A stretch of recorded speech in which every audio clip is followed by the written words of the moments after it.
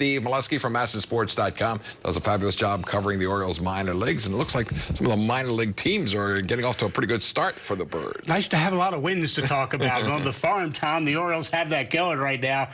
Their four full-season affiliates have combined to play 700 baseball so far. Look at this. They all have winning records. Norfolk won today to get to 4-3. Special note on Bowie here. Gary Kendall, the Baltimore native, done such a great job with the Bay Sox in his 8th year. Tomorrow night will manage his 1,000th game with the Bowie Bay Sox, the winningest manager they've had. This guy bleeds orange and black. I mean, he's really something in Bowie, so congrats to Kendall. Frederick, you can see they're winning. They won their home opener last night in Delmarva.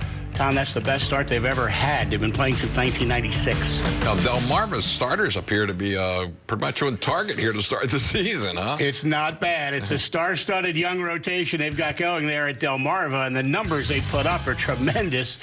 That's the rotation numbers here. 183 for the starting rotation. They've only given up the 30 hits, almost a 5-to-1 strikeout to walks ratio. The quality starts. Go down the line, Michael Baumann, Cameron Bishop, Matthias Dietz, Brendan Hanafy, Zach Lowther, and D.L. Hall, the first-round draft pick last year. It's a 6-man rotation. They actually used Gray Fenter to piggyback Hall, so really there's 7 young pitchers they like there a lot, Tom. They're pitching on a starter schedule over a 6-man rotation, and Zach Britton's brother, Buck, is the first-year manager there, who's 7-1. Nice start, Buck. I saw some great numbers there on Michael Baumann the other night when he pitched. He looks really good. This kid's a 3rd-round draft pick out of Jacksonville last year by the Orioles, a right-hander. There's a fastball, slider, and changeup. He's 92 to 96 with his fastball. He averages about 93. Secondaries are coming along, too. As you can see, he's a big, strong kid. 6'2", 225, same college out of which they drafted Austin Hayes, and he's 2-0 with an 0.82 ERA so far, with 19 strikeouts in 11 innings. I mean, he's really burst on the scene here in the South Atlantic League, so Michael Baumann's off to a great start. He's only pitched 53 career innings, but his ERA is 1.18 in his first 53 pro innings. That counts last year after the draft. He went to Aberdeen, and this year, a great start for the Shorebirds. Now, tell me something about this Zach Lowther.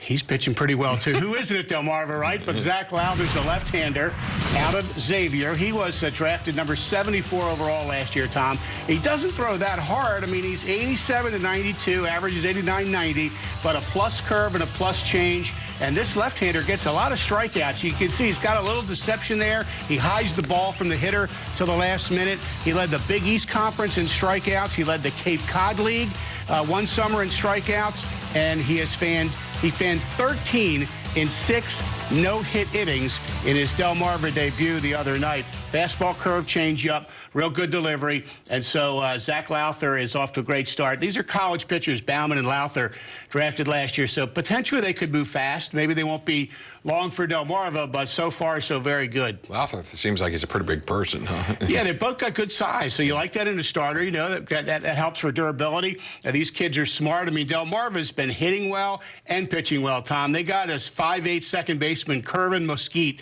He leads the league with 6 steals. He's hitting .400. He's kind of a little prototype leadoff hitter we might remember from 20 years ago. You know, he looks like the old school leadoff hitter. He's igniting the lineup, and those pitchers are pitching so well.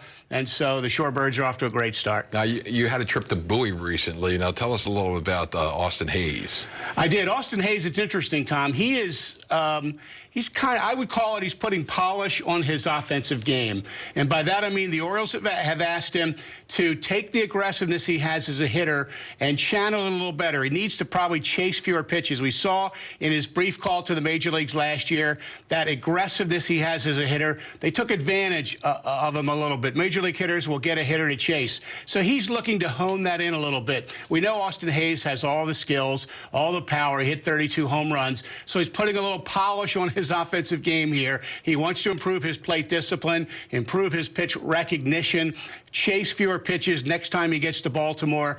And as he said, not be non-aggressive, but just be aggressive at the right times. Steve's always got the latest there. Check him out on MASNsports.com for the latest information on the Orioles minor leagues.